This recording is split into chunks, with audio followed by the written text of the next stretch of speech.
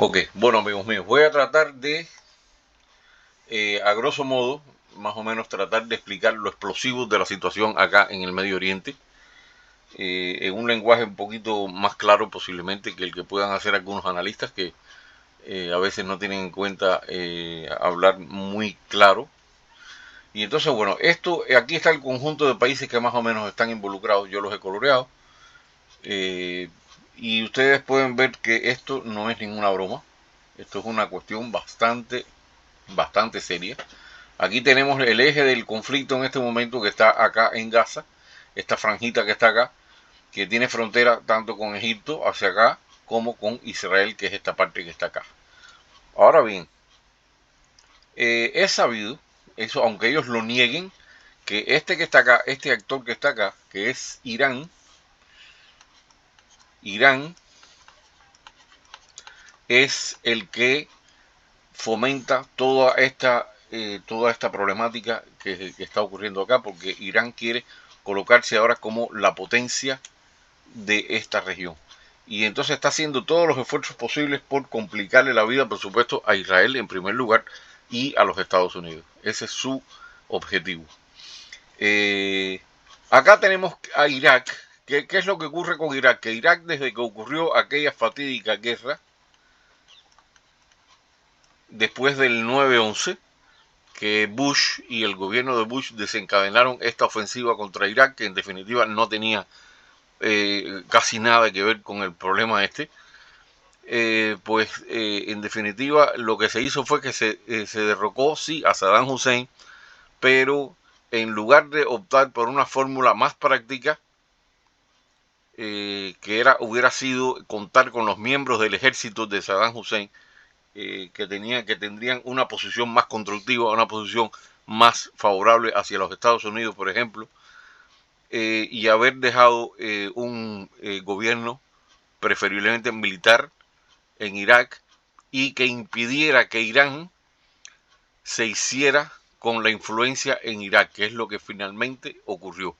Al Estados Unidos carecer de esa visión y pensar que podría traer una democracia así de la noche a la mañana a un país como Irak, están muy equivocados, y lo que ocurrió fue que el remedio fue peor que la enfermedad.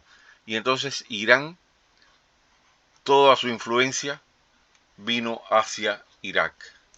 Irak, como muchos de ustedes saben, es de una población mayoritaria chiita, al igual que Irán, que son chiitas, y estaba dirigido en época de Saddam Hussein por un gobierno sunita.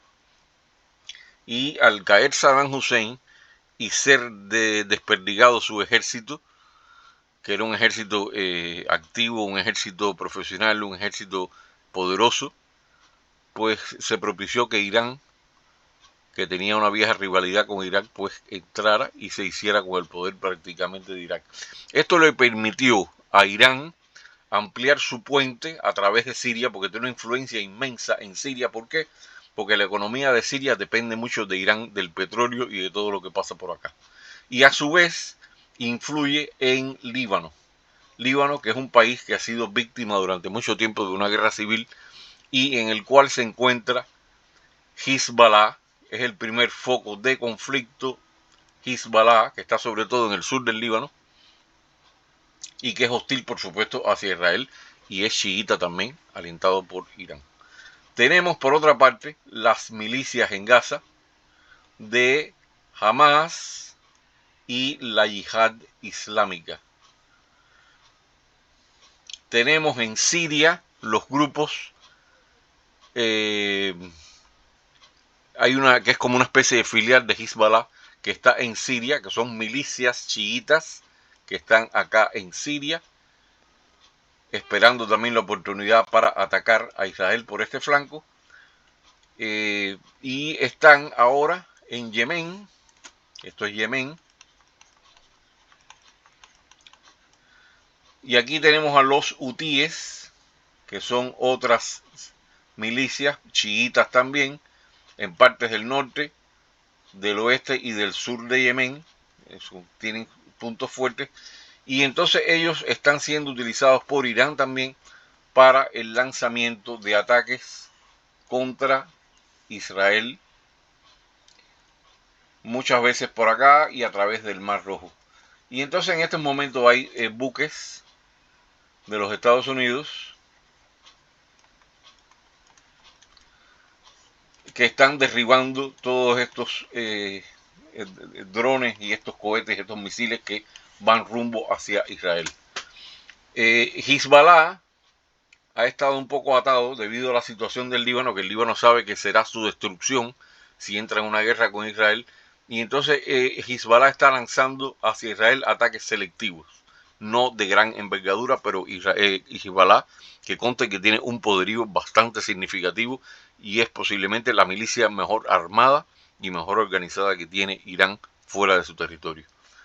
Irán, por supuesto, va a negar que está involucrada con todos estos grupos porque a su imagen internacional en estos momentos no le conviene y ellos están abocados a lograr su programa nuclear cuanto antes. Todo esto favorecido por el señor Obama y el gobierno del señor Obama. Una de las peores barbaridades que se han hecho en política internacional. Tenemos a Arabia Saudí, que ya ha prácticamente renunciado a la influencia de los Estados Unidos y está abrazándose con China y ahora recientemente hasta con Rusia. Tenemos acá a los Emiratos Árabes Unidos, tenemos acá a Omán, que son países que están en la órbita de Arabia Saudí, pero tenemos el caso de Qatar, que son aliados de Irán y que están suministrando el apoyo a Hamas. Eso es un gran problema, porque a la vez han sido los mediadores en todo este asunto del alto al fuego y todo esto. O sea que tenemos que Israel está prácticamente amenazado desde varios flancos. Primero, el flanco norte con Hezbollah, el flanco nordeste, que son las milicias de Irán dentro de Siria. Están todas estas bases que tiene Irán también dentro de Irak, que son los que están atacando al personal estadounidense que hay dentro de Irak. Y por supuesto, y está acá los hutíes también que están atacando por el sur. Los hutíes no tienen la capacidad militar ni la precisión para enfrentarse con Israel, pero sí hacen daño porque distraen bastante del objetivo central y pues crea más enrarecimiento en todo el panorama este. O sea que Israel se ve enfrentado aquí a un cuadro bastante peligroso y que, bueno, es impredecible lo que puede pasar si se involucra toda esta gente en una guerra y si entra Irán en la guerra. Irán aún no cuenta con el lanzamiento, o sea, con la capacidad para lanzar un arma nuclear, pero está ya muy cerca de tenerlo. Irán tiene los vehículos, o sea, los cohetes que podrían transportar esa carga. Tendrían que solucionar algunos problemas de precisión, algunos problemas de como los casos de reentrada, que es cuando el misil sale de la atmósfera y vuelve a entrar.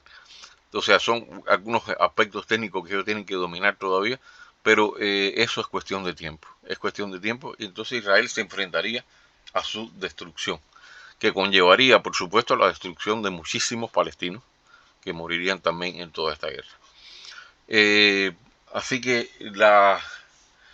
los estados que más o menos podrían garantizar cierta estabilidad, si se lo proponen, son Egipto, que hasta ahora ha jugado un papel positivo.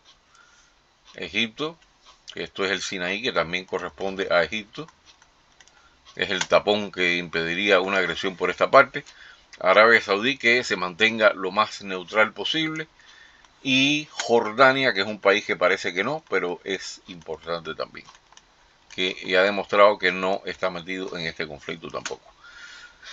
Y por otro lado está Turquía, que es un actor que parece que está ahí lejos, pero Erdogan está apoyando también a Hamas de manera en cuestión de financiera, al igual que Qatar. Así que tenemos un cuadro bastante complicado para Israel. No crean ustedes que es tan fácil. Israel, si esto explota, va a tener que batirse en 1, 2, 3 frentes por lo menos. Y va a tener que hacer, por supuesto, una vez más, frente a la hostilidad de todo el mundo, de toda la prensa internacional, de todo el mundo árabe, que es inmenso, que, bueno, por ejemplo, baste decir, vamos a marcarlos en verde, que aparte de todo esto que se señala, todo esto es mundo árabe, todo esto, o islámico, perdón, aquí que está Pakistán, acá tiene Afganistán, acá están todos los tanes, que el único que es aliado de Israel es Azerbaiyán, todos los demás son hostiles a Israel también.